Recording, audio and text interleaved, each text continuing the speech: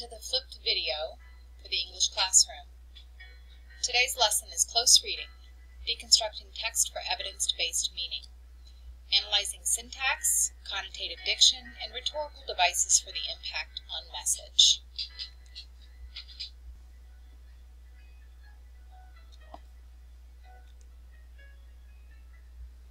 Today we're going to be looking at how to go beneath the surface of a piece of text to examine the language and style of the author to find meaning and purpose within the piece. For this assignment we will examine I've Been to the Mountaintop, a speech given by Martin Luther King Jr. during the Civil Rights era, and We Will Fight Them, a speech given by Winston Churchill for World War II. Let's begin. During this video, please stop and take screenshots, load them into your Notability, and then pause the video in order to take bulleted notes beneath those screenshots so that you have a running note on the video. So here's the first screenshot, examining syntax. What is syntax? It is really clearly just defined as the way in which words are arranged in sentences and how those phrasings affect a piece. Simply put, syntax is sentence structure. However, when we begin examining syntax, we have to go beneath the surface of a simple sentence in order to dissect and identify the complexity of a sentence. We are always looking for the main point, and understand that the specific structure of a sentence helps us find meaning in difficult passages. Examining syntax. There are lots of different structures of syntax, so let's just begin looking at, about 9 of them. The first one that we'll look for in a large piece of, a large passage is called a segregating sentence. A segregating style consists of short, uncomplicated sentences. They're strong. Many times they're repeated throughout the text. They're emphatic. And in nonfiction pieces, they often contain the main idea of the passage. A periodic syntax structure is one that has a subordinate construction that precedes the main clause, the main point of the sentence. And in doing that, it delays the principal idea, and it makes that ending part of the sentence more emphatic. A convoluted structure has the main idea and the main clause split in two. So it's either opening and closing the sentence, or it's been all spread apart in a long, complex sentence. A structure that is convoluted sometimes is difficult to understand what the author is trying to say. So finding that main point is very important, and then deciding what is important within the other structures helps you to understand the piece in general. The next set of structures, you should take a screenshot and again load it into Notability and bullet point some information that I'm giving you.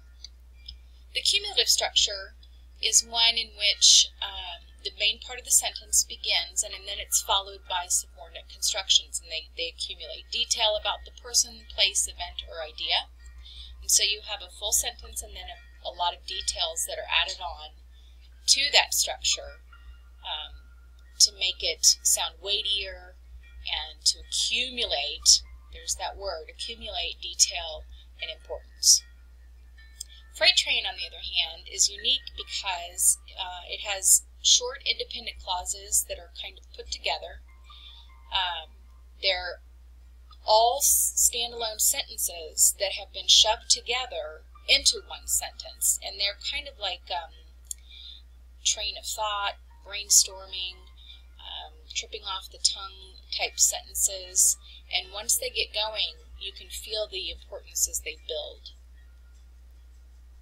Parallelism is unique because it shows these constructions within a sentence where you see identical relationships.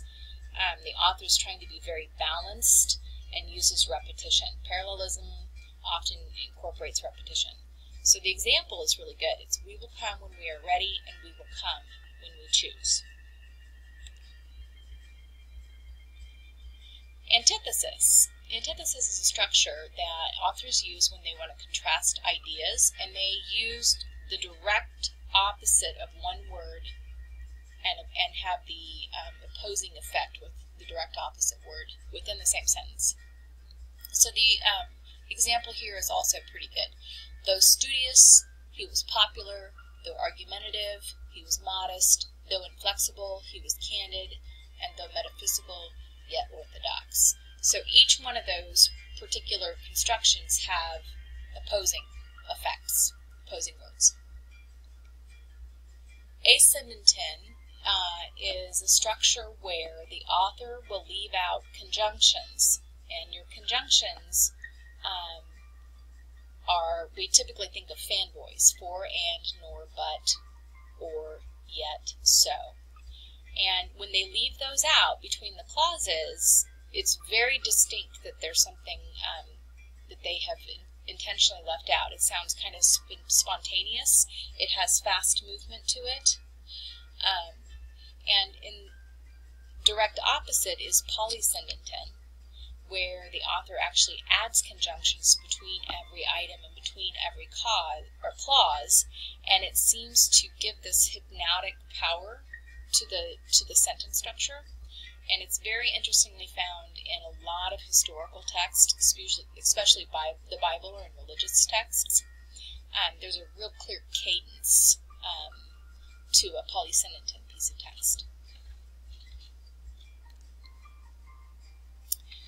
A couple other ways that an author will manipulate syntax or sentence structure to give you a different effect within a piece of text is anaphora. An anaphora is the same word or word phrase or word clause at the beginning of a sentence. And authors will use that beginning phrase in every sentence or quite a few sentences within a piece of text to make it stand out emotionally or for emphasis. Epistrophe is the opposite. There are repetitions of words and phrases or clauses at the end of a sentence. Each of the sentences within a piece of text tend to close with the same clauses. And that again is for emphasis and effect. Tricolon is a series of three. And you'll either find three parallel words, or you'll find three phrases, or you'll find three examples, or you'll find three pieces of evidence in a row.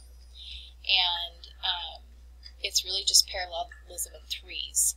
And you'll notice that it doesn't even sound finished. A sentence doesn't sound finished without three examples. Two is not quite enough. And some of the famous people who use tricolon syntax are Thomas Jefferson, Abraham Lincoln, and Roosevelt. President Obama typically uses quadricolon or four examples within his syntax. Okay, here is a selection, a nonfiction selection from Martin Luther King's speech, "I Have Been to the Mountaintop." And this has really strong devices that we can see. If you were to take a screenshot of this text and throw it into Notability, your first assignment would be to go in and mark each end punctuation, where the periods are or the question marks are, so that you can see where the sentences end. The first thing that we would be looking for is the segregated sentence, the short sentence that contains the main idea of the piece, that is clear and stands out to us and establishes everything beneath it as support. Martin Luther King's speech here was given in Memphis, Tennessee. He was assassinated the next day. If you read through this, you'll notice that there's some great irony in how he talks about, he's talking to God about the achievements of mankind and that he's fairly discouraged about this world. So if you examine this a little bit, and we will do this as an assignment in class, you'll see that in the very first line it's underlined in red because that is the segregating sentence for the passage. It is his whole section is something is happening in Memphis, and that was one of the center places for the civil rights movement. Something is happening implies that finally there's going to be change, and he's pretty sure that it's coming. You'll also notice that the yellow highlights in this segregated sentence are repetition at the beginning of the clauses, and that's anaphora. Something is happening. Something is happening. There's some periodic structure here. You know, if I were standing at the beginning of time, you see all the commas and clauses and phrases. Those are delaying the main point. His tone here is positive. In the next flipped video, we'll talk more about how you determine tone and mood of a piece. In the second paragraph, he again uses anaphora. He begins his phrases with I would, I would, I would. Later, we'll watch a flipped video about identifying allusions and their impact on text as well, but he has a whole list there of allusions of people and places and events in history.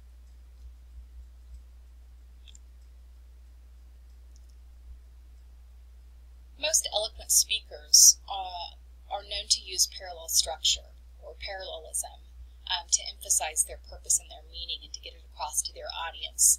Martin Luther King's repetition throughout his piece involves anaphora, especially. And he was also a very masterful speaker who wove beautiful allusions of biblical and historical and geographical context into his speeches. The last two paragraphs of his piece become quite dark, and his connotative diction shifts because he begins to show his worry and frustration as he talks about a time in history that he's probably not going to see. And we will examine this particular piece again.